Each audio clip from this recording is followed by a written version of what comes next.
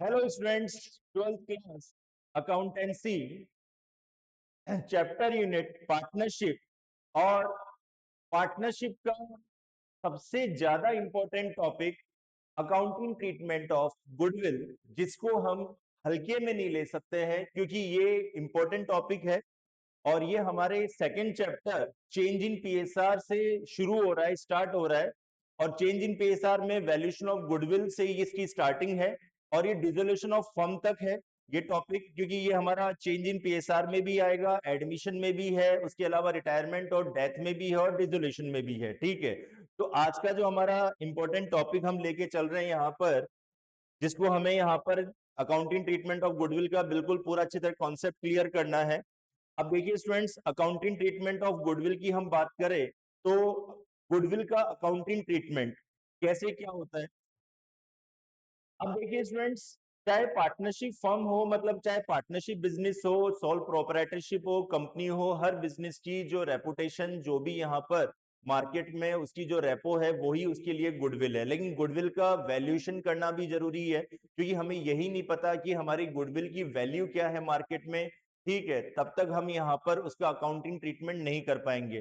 तो सबसे पहले हमें क्या करना होता है, हमारी फर्म की गुडविल का हमें वैल्यूएशन करना होता है।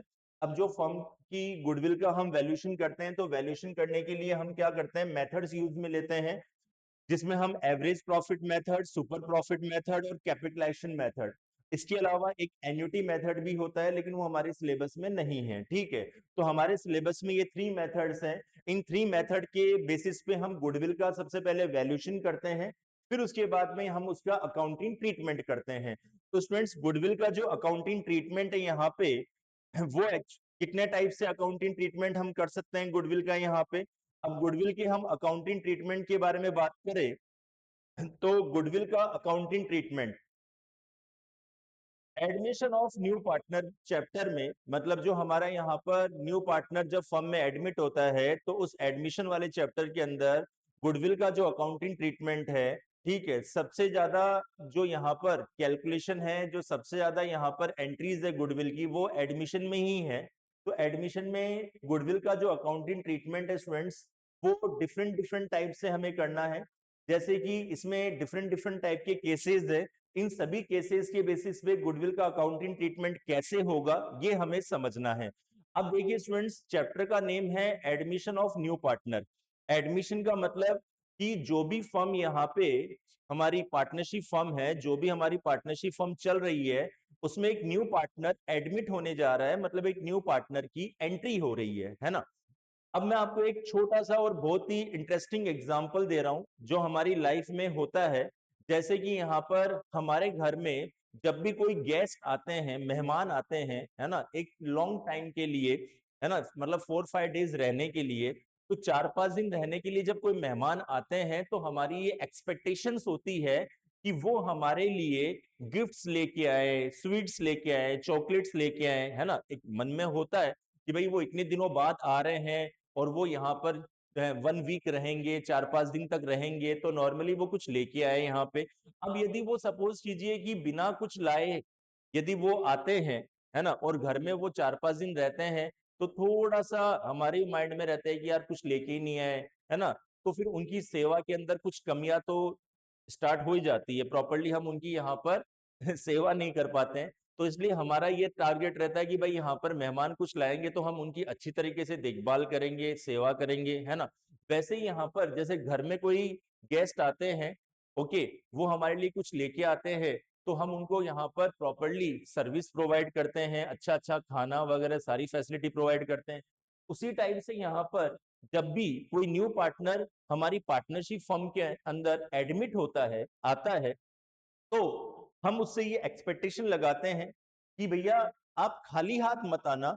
आप यदि न्यू पार्टनर आ रहे हैं, फर्म में एडमिट हो रहे हैं, तो आपको यहाँ पर गुडविल अमाउंट लेके आना होगा, मतलब आपका गुडविल में जो भी शेयर बनता है वो आपको फर्म में लेके आना होगा। तभी आप फर्म की असेट्स को यूज में ले सकते हैं, है ना। भाई यहाँ पर नया पार्टनर आएगा, मतलब एक न्यू ओनर एडमिट हो रहा है, तो वो फर्म की असेट्स यूज करेगा, तो हम उसको फ्री में असेट्स यूज करने क्यों देंगे स्टूडेंट्स। हम यहाँ पर उसे फ्री में असेट्स यूज करने नहीं दे पाएंगे। तो हम ये चाहते हैं कि यदि वो यहाँ पर न्यू ओनर बन के आ रहा है, नया ओनर प्रोपराइटर आ रहा है, पार्टनर आ रहा है, तो वो यहाँ पर गुडविल का अमाउंट लेके आए और फिर उसके बाद वो चाहे तो असेट्स को यूज करे, कोई प्रॉब्लम नहीं है यहाँ पर। ओके, तो यहाँ पे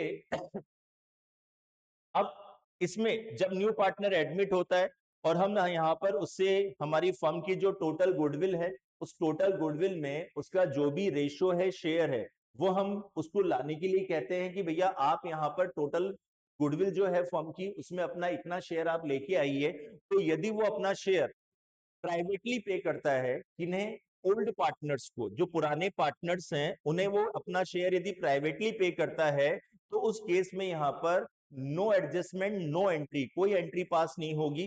प्राइवेटली का मतलब पर्सनली पे कर रहा है भाई। यहाँ पर पुराने पार्टनर्स ने, ओल्ड पार्टनर्स ने उस न्यू पार्टनर को कहा कि भैया इतना गुडविल शेयर आपको लेके आना है। उसने अपना गुडविल का जो भी शेयर था यहाँ पर कम ज्यादा जो भी, वो प्राइवेटली पर्सनली उन ओल्ड पार्टनर्स को दे दिया। तो उस केस में नो एंट्री, कोई एंट्री पास नहीं होगी फर्स्ट वाले केस में। तो स्टूडेंट्स, ये जो फर्स्ट वाला केस है प्राइवेटली, यहाँ पर नो एंट्री, कोई एंट्री हमें पास नहीं करनी है। चलिए ठीक है। अब उसके बाद में सेकंड आता है कि paid share of goodwill in cash. अब ओल्ड पार्टनर्स ने न्यू पार्टनर को कहा कि भैया आपको यहाँ पर टोटल फर्म की गुडविल में अपना इतना गुडविल शेयर लेके आना है, और यहाँ पर न्यू पार्टनर अपना गुडविल का शेयर कैश में पे करता है। तो उस केस में उसका अकाउंटिंग ट्रीटमेंट होगा, बिल्कुल होगा, और उसकी एंट्रीज भी पास होगी। ठीक है, अब उसकी एंट्रीज क्या पास होगी स्टूडेंट्स? अब यहाँ पर जब भी कोई न्यू पार्टनर फर्म के अंदर एडमिट होता है और वो प्राइवेटली पे करता है, तो नो एंट्री, ये तो मैंने आपको क्लियर कर दिया। लेकिन यदि यहाँ पर वो न्यू पार्टनर अपना गुडविल अमाउंट फर्म में कैश में लेके आता है, तो जितना भी गुडविल वो कैश में लाया है, ठीक है, सबसे पहले वो अपना गुडविल जो कैश में लेके आया है, जैसे एक एग्जांपल हम ले लेते हैं कि यहाँ पर ए एंड बी, ये फर्म में एसिस्टिंग पार्टनर्स हैं, ओल्ड पार्टनर्स हैं, ठीक है। और एक न्यू पार्टनर एडमिट हुआ फर्म में सी, और सी एडमिट हुआ 1/4 शेयर के लिए। अब स्टूडेंट्स, जब सी का एडमिशन हुआ फर्म में, तो उस टाइम फर्म की टोटल गुडविल, फर्म की यहाँ पे जो टोटल गुडविल है, वो टोटल गुडविल है फर्म की 1 लाख रुपीज। अब टोटल फर्म की गुडविल 1 लाख रुपीज है, तो उसमें यहाँ पर सी जो एडमिट हुआ है, उसको कितना शेयर लेके आना है? तो टोटल फर्म की गुडविल में सी का शेयर क्या होगा? 1 लाख। टोटल फर्म की गुडविल, उसमें सी का शेयर 1/4, 1/4 का मतलब 25,000 रुपीज। अब ये 25,000 रुपीज सी को अपना शेयर लेके आना है फर्म में।